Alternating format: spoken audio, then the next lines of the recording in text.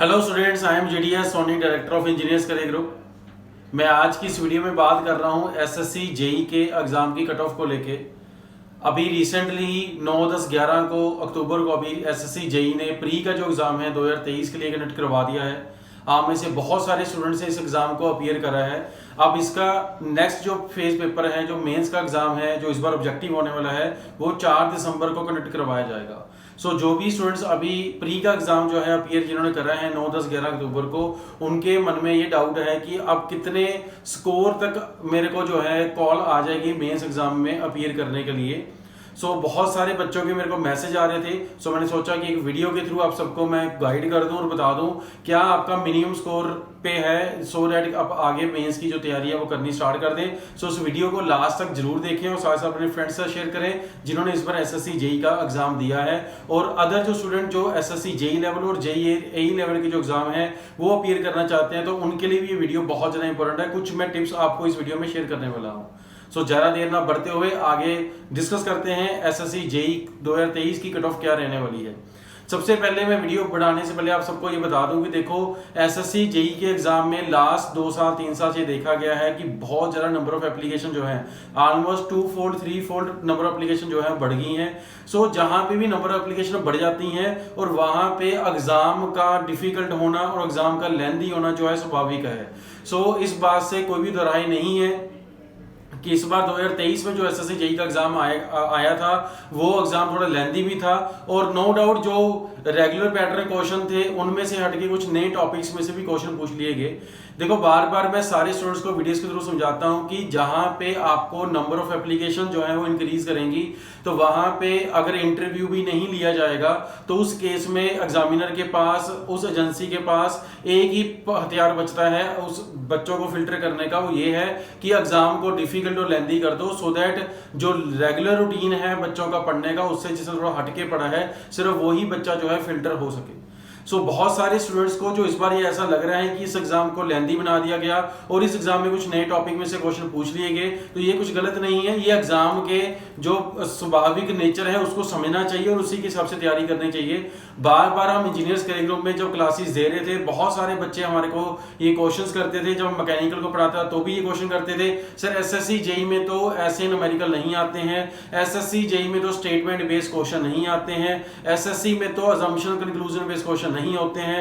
ये सर क्यों कर रहे हैं? तो बार बार हम अपने स्टूडेंट्स को यही समझाते थे कि इस बार एसएससी जेई के एग्जाम के पैटर्न में चेंजेस जो हैं वो जरूर देखे जाएंगे और ऐसा ही होगा कि एग्जाम जो है वो फाइनल जो बच्चे देके आए हैं उसमें बच्चों ने यही देखा है कि काफी जो चेंजेस हैं वो देखे हैं। एग्जाम पैटर्न के ऊपर भी चेंजेस हैं, क्वेश्चन के पूछने के मेथड के ऊपर भी चेंजेस हैं।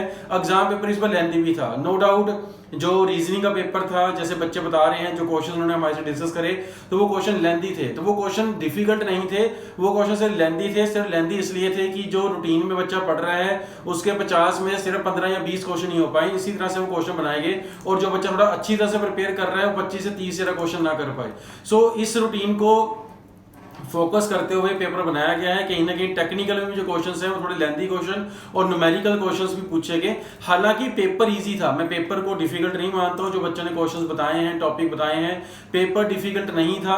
हमारे क्लासरूम कोर्स, ऑनलाइन कोर्स में डिस्कस करा गया हुआ था। Paper was not difficult, paper lengthy था और ट्रिकी था, हम ये कह सकते हैं। जिस स्टूडेंट ने एक नेक्स्ट लेवल पे प्रिपरेशन करा हुआ था, एक स्टेप ऊपर जाके प्रिपरेशन करा हुआ था, वो स्टूडेंट जो है इस एग्जाम को बड़े अच्छी तरह से जो है वो अटेम्प्ट कर पाए और कहीं ना कहीं उनको इस एग्जाम में 100% बेनिफिट भी मिलने वाला है। बिकॉज जिन स्टूडेंट ने अच्छी तरह से प्रिपेयर करा है वही स्टूडेंट जो है वो लास्ट में कट ऑफ में जो है क्लियर करेंगे। जो बात करने वाले हैं वो कट ऑफ को लेके बात है कि अब इस बार कट ऑफ कितनी जाने वाली है। देखो, जो भी कट ऑफ डिसाइड होती है, एक तो नंबर ऑफ अपीयरिंग कैंडिडेट कितने हैं, उसमें से पासिंग कैंडिडेट कितने हैं, हाईएस्ट मार्क्स कितने आ रहे हैं और नंबर ऑफ वैकेंसीज कितनी है, इन सारी बातों को ध्यान में रख के जो है कट ऑफ डिसाइड करी जाती हैं। 2023 के थ्रू जो वैकेंसीज आने वाली, टेंटेटिवली 1400 के आसपास वैकेंसीज आने वाली हैं। यही मैं 2022 के थ्रू वैकेंसीज देखो तो अराउंड 2700 टू 3000 वैकेंसीज थी।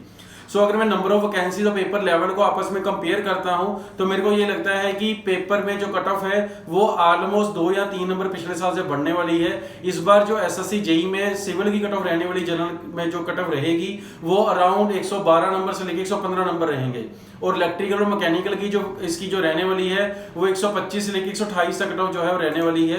हालांकि ये पेपर डिफिकल्ट था, कट ऑफ इसकी डाउन होनी चाहिए थी, बट क्या है कि लास्ट ईयर से वैकेंसीज कम है इस बार, सो कट ऑफ कहीं ना कहीं उसके आसपास रहेगा। और जिन बच्चों ने कंटिन्यूस सिंसियरली प्रिपेयर करा है वो स्टूडेंट जो है +-3 मार्क्स जो है वो लेके चले लास्ट ईयर की कट ऑफ से। अगर आपके मार्क्स जो है 110 बन रहे हैं सिविल में और मैकेनिकल में 120 और इलेक्ट्रिकल में 120 नंबर आपके बन रहे हैं, तो आप मेंस की तैयारी करना अभी से शुरू कर दो, बिकॉज आप ऑलमोस्ट बाउंड्री लाइन पे और आपका कहीं ना कहीं कट ऑफ जो है वो क्लियर भी हो जाएगा। बिकॉज क्या होता है, एसएससी जो है लेटर ऑन जितनी वैकेंसीज और ऐड करने वाला होगा उसको भी कंसीडर करके ही कट ऑफ जो है वो डिसाइड करेगा, so that number of maximum candidate जो है मेंस को अपीयर कर सकें और उसको क्वालिफाई कर सके। और इस बार ध्यान रखो, मेंस का एग्जाम जो है वो ऑब्जेक्टिव होने वाला है, और जो ऑब्जेक्टिव एग्जाम है वो अगेन पेपर जो है वो एक अच्छे लेवल का होगा। अच्छे लेवल का मीनिंग ये नहीं है कि पेपर बहुत ज्यादा डिफिकल्ट आएगा, अच्छे लेवल मीनिंग ये है कि पेपर को थोड़ा ट्रिकी बनाया जाएगा, क्वेश्चंस न्यूमेरिकल्स ऐड करे जाएंगे, न्यूमेरिकल्स को सॉल्व करने के लिए आपको कैलकुलेटर भी इस बार अलाउड करा गया है, कैलकुलेटर लेके आपको जाना है। तो कहीं ना कहीं जिन स्टूडेंट्स की अच्छी प्रैक्टिस होगी वही स्टूडेंट जो है मेंस के एग्जाम को निकाल पाएंगे। अगर आपका एसएससी में सिविल में 110 के प्लस स्कोर बन रहा है और इलेक्ट्रिकल मैकेनिकल में 120 से प्लस स्कोर बन रहा है, तो मेंस कि जो कोर्स है, जो हमारा अभ्यास बैच है, क्योंकि मेंस में बहुत ज्यादा टाइम नहीं बचा है, अभी सिर्फ 40 दिन का टाइम हमारे पास बचा हुआ है, तो इन 40 दिन में अब मेंस की तैयारी नहीं हो सकती है। अब 40 दिन में सिर्फ मेंस की जो है प्रैक्टिस और रिवीजन हो सकती है। सो हमने अभ्यास बैच जो है इंजीनियर्स करियर ग्रुप ने अनाउंस करा है, जिसमें आपको प्रैक्टिस करवाई जाएगी, रिवीजन करवाई जाएगी, वो इंपॉर्टेंट कॉन्सेप्ट और टॉपिक्स के ऊपर डिस्कशन करा जाएगा जो एसएससी जेईई 2023 में जो है 100% एक्सपेक्टेड होंगे, और उसी में से बहुत सारे क्वेश्चंस आपको पेपर में देखने को मिलेंगे। सो मेरी आप सारे स्टूडेंट से ये अपील है कि अगर आपका प्री का एग्जाम जो है वो कट ऑफ जो मैंने बताई है उससे क्लियर कर रहे हैं, तो आप मेंस का जो बैच है अभ्यास बैच ज्वाइन कर लीजिए। अगर इन एनी केस आपकी कट ऑफ 110 मार्क्स नहीं बन रही है, या मैकेनिकल में 120, इलेक्ट्रिकल में 120 मार्क्स आपके नहीं बन रहे हैं, तो आपको घबराना नहीं है। अभी आरआरबी जेईई की भी वैकेंसी बहुत जल्द आने वाली है। कहीं ना कहीं अगर आप ये कट ऑफ पास नहीं कर पा रहे हैं तो आपकी प्रिपरेशन में कुछ ना कुछ गैप रहा होगा, सो उस प्रिपरेशन के गैप को पूरा करिए, ना कि इसमें डीमोरलाइज हो जाइए कि ये एग्जाम जो है मेरा क्वालिफाई नहीं हो सकता है, मेरे से ये एग्जाम नहीं बन सकता है। एग्जाम बच्चे वो उन्हीं से बनेगा जिनकी प्रिपरेशन होता है। बहुत सारे ऐसे स्टूडेंट्स हैं जो प्रिपरेशन नहीं करते हैं, जहां प्रिपरेशन जस्ट नोटिफिकेशन आने के बाद स्टार्ट करते हैं। तो इस केस में जो है एग्जाम को क्वालिफाई करना, एसएससी जेईई जैसा एग्जाम और स्टेट जेईई जैसा एग्जाम को क्वालिफाई करना काफी डिफिकल्ट है। रीजन बीइंग क्या है, नंबर ऑफ कैंडिडेट जो है बहुत ज्यादा बढ़ चुके हैं इस एग्जाम में।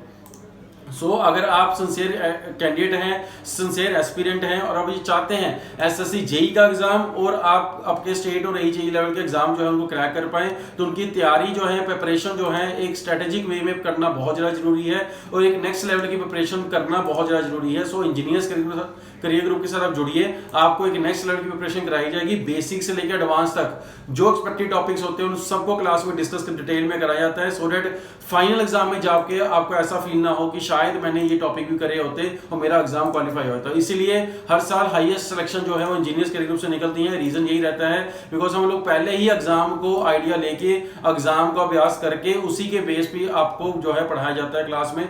सो अगर आप सिंसियर एस्पिरेंट हैं, अगर आपका जेईई का कट ऑफ नहीं भी क्लियर हो रहा है, नो वरीज, आप जेईई का नेक्स्ट ईयर का 2024 का जो बैच है वो ज्वाइन कर सकते हैं, उसमें एडमिशन ओपन है। अगर आप कट ऑफ क्लियर कर रहे हैं, आपके नंबर 110 जो है सिविल में और इलेक्ट्रिकल और मैकेनिकल में 120 से ऊपर नंबर आ रहे हैं, तो आप जो है अभ्यास बैच ज्वाइन करिए, जिसका मेंस एग्जाम जो अभी एसएससी जेईई का 4 दिसंबर का है, उसी को फोकस करके जो है आपको अभ्यास बैच शुरू करा जा रहा है। सो नेक्स्ट वीडियो में जल्दी ही नई जानकारी के साथ मिलेंगे एसएससी जेईई से रिलेटेड। इस चैनल को, इस वीडियो को जरूर लाइक कर लीजिएगा और इस चैनल को सब्सक्राइब भी करिए, सो दैट जो भी ऑथेंटिक इन्फॉर्मेशन है सबसे पहले आप तक पहुंच जाए। Thank you very much.